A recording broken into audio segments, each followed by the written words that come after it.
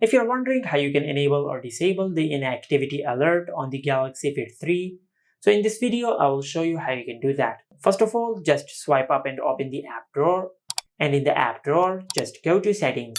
Under the settings section, just tap on health. Now at the bottom of this page, you will find the option of inactive time. Now to enable inactivity alert, just enable this toggle. After that, just tap on the time.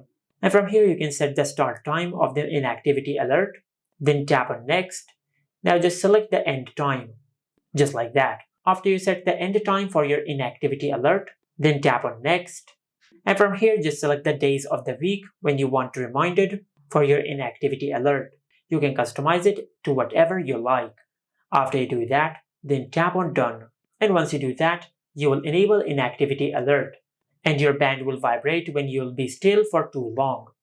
Now to disable inactivity alerts on your Galaxy Fit 3, just disable this toggle. And by disabling this toggle, you will disable the inactivity alerts on your Galaxy Fit 3.